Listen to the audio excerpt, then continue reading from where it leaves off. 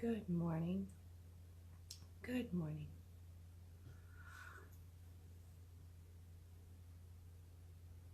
So as I sit here and ponder today's topic, becoming the initiator, what does becoming the initiator mean, especially in the world of creation work, consciousness? And we get initiation for dating, initiation, on that lines, to initiate, to be the first one to take a move. And when we look at initiation in creation, it is very similar. So to initiate miracles, initiate good shit coming into our lives, it all starts with the expectancy of greatness, the desire for greatness, to have blessings abound. And if you look at the word abound means more than enough, so that it is overflowing. And the way we get to that overflowing state is to really initiate the blessings on the front side. And that means to bless your life even though you may not feel like you're being blessed. So to take action, to initiate doing great things. You'd say to do God's work, but I'm just going to use great things here. So to be a blessing in other people's lives, go out there and looking at, there's somebody who needs help, and crossing the street, an old woman who needs help crossing the street. Somebody needs the door held open because their hands are full. There's trash on the ground, you pick it up. And there are so many. I mean, we could go a million different directions, but these are all initiation moves to make, to go out and look for those acts of sharing. And that's what it is an act of sharing that you can give to somebody who is not going to be giving back. And the more you initiate those blessings to other people, that is also showing a level of deep faithfulness that God will provide blessings back into your life, and that they will be abound, as the word of the morning here. So that is that overflowing state, okay? And the thing that you really want to look at is, how can you expect these great things into your life? I mean, what are you expecting into your life? Are you just expecting, just not really, like, what kind of blessings are you expecting? There's lots of different kinds of blessings. Now, granted, if you expect just little blessings, then all you're ever going to get is little blessings.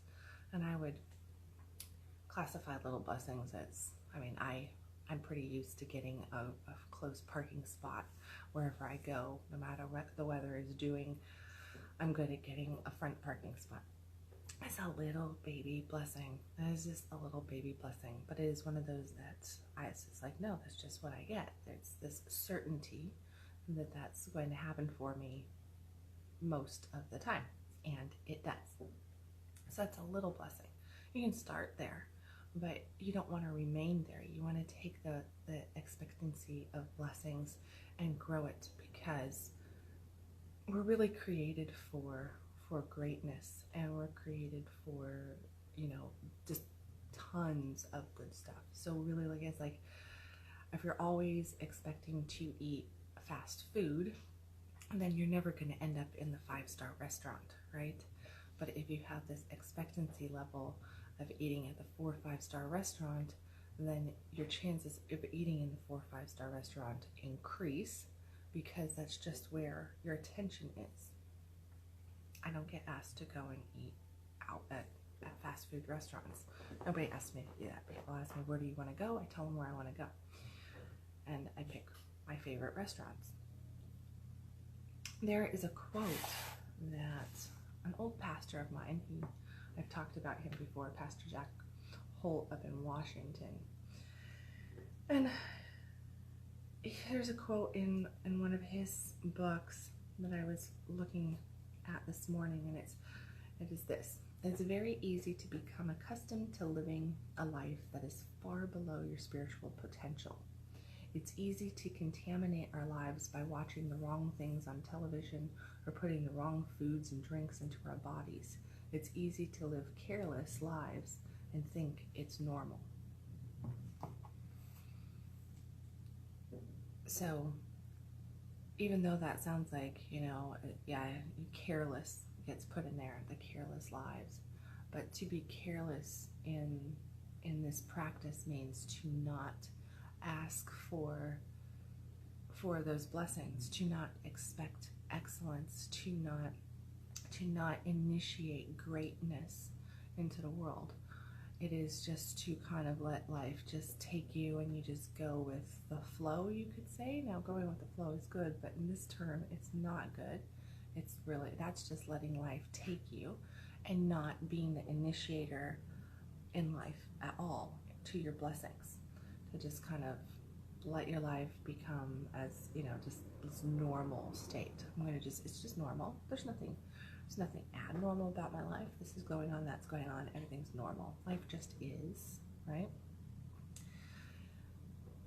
Becoming that initiator shows great faithfulness to your path, to your spiritual path, to that showcase of blessings that you do have out there, because everything that you need, everything that you want, everything that you desire is already within you and is already coming towards you.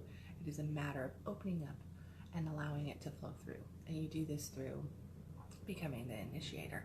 That's a really, really big step in the game of blessings, is becoming the initiator. So if you want to receive everything that's out there for you, all these miracles and blessings, look for the opportunities, because that's what they are, opportunities, and they are presented daily to you to truly share with somebody else, to give. And I prefer the word share here, because it is, I'm sharing of myself and I'm not expecting anything in the give back. When we use the word give, typically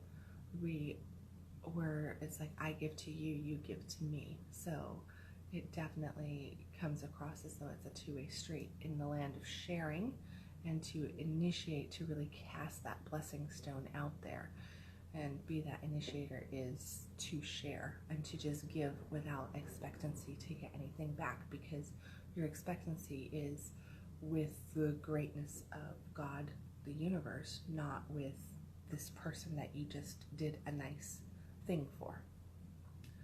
You're just giving, just sharing, just completely letting yourself flow this way by doing good deeds, good acts, being a good initiator, and stepping up your game consistently when you're having that expectancy coming back, to expect greatness back into your life.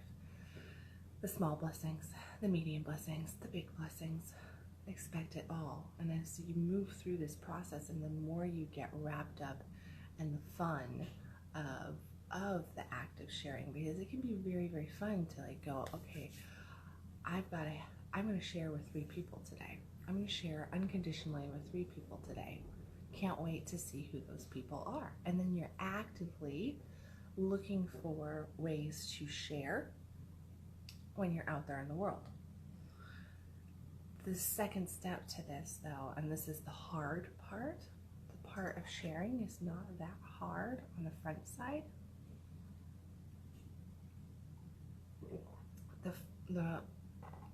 This next step to this that makes it a little bit harder is that you want to look for things that are not that easy to share with. And this means that you're pushing yourself a little bit out of your comfort zone, just a little bit out of your comfort zone. So you can start and like build up your sharing muscle by just holding the door open for somebody, doing this, doing that. But then you want to take it to that next level, because you were asking for greatness in your life, which is going to push you out of your comfort zone too, or not. We have, even though we are built for greatness, and that is what we all desire and that we deserve, we're not spiritually fit in our physical form to receive greatness. So we have to build up that greatness muscle, and that means that we have to push ourselves out of our comfort zone consistently.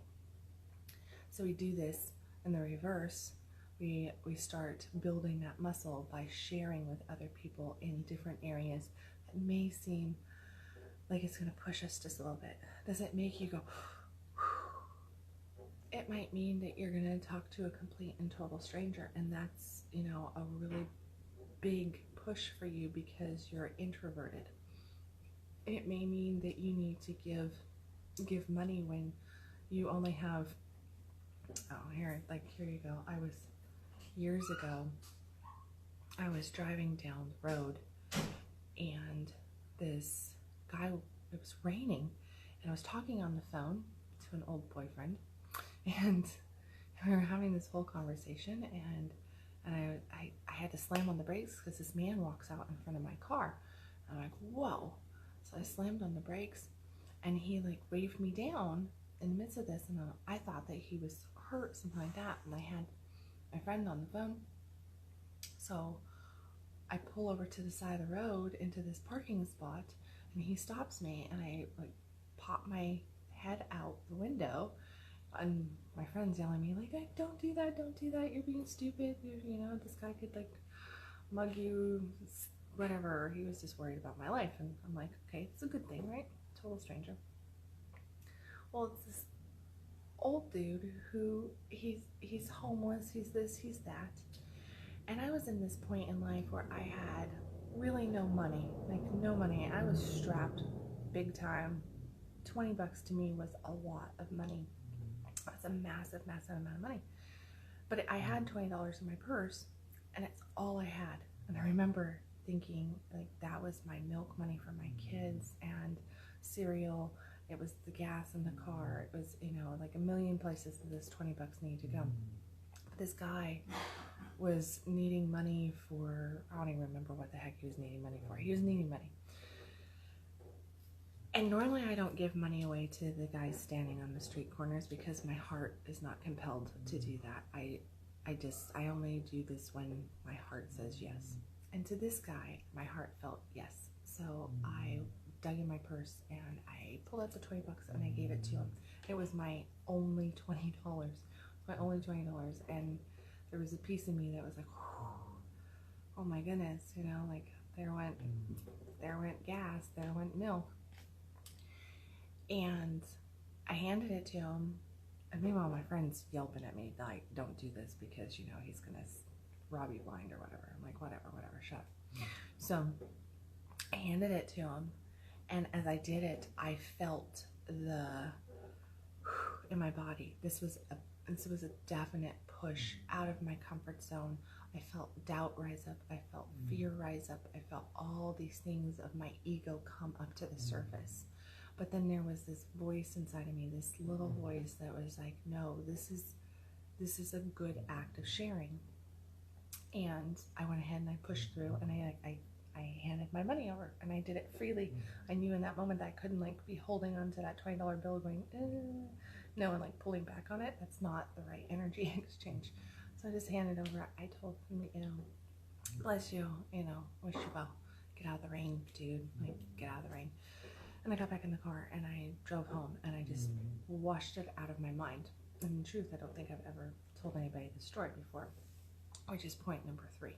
But point number 2 is push outside of the boundary. Do something that pushes you to a level of discomfort, and feel your discomfort and push through it, and allow yourself to still give and be conscious of how you are giving. Like, I didn't pull back on the money, even though I was like, this is my last $20, this is my only $20. I still sent that out as positive as I possibly could in that moment, and I let it go, and I focused back in on my world. Okay, so look for those ways, because that's going to grow your spiritual receiving muscle, is to push those boundaries a little bit for yourself in different ways. And for each one of us, it's different.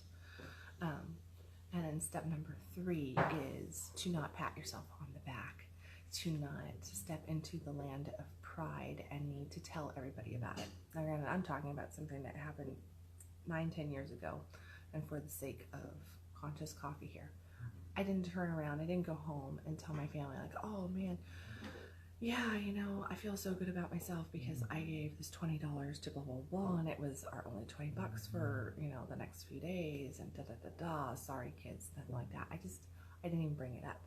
And so that's the outside, the extroverted Virgo Virgo, yeah, extroverted voice of pride working outward and really just putting everything together there and trying to like get that pat on the back from friends, from family. So don't do that. Don't post on Facebook your great story of sharing. Don't go home and tell everybody about your great story of sharing, and look for that recognition, that comfort, that affirmation of how good you are. That's all ego, that's all pride coming through.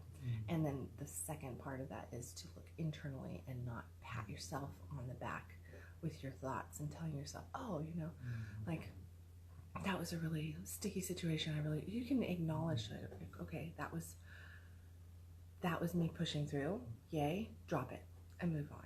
Drop it and move on after that. Like as soon as you recognize like, okay, this was me building my muscle, now drop it and move on. Don't sit around and think about how good of a person you are, this, that. It is about sharing is truly about just sharing it and getting nothing in return from the ego or from the other person. Okay, so, and this is a limiting process. It takes practice, it takes time, but to really pull it back in and to try to eliminate as much of that ego pats and pride that you possibly can. And the reason you want to do this is because if you look at the biblical quote of, you know, God has all of our treasures locked up right in heaven and waiting to just give them to us. Our blessings are pressed down and overflowing. These sort of statements, the blessings come in when we have built our vessel to receive.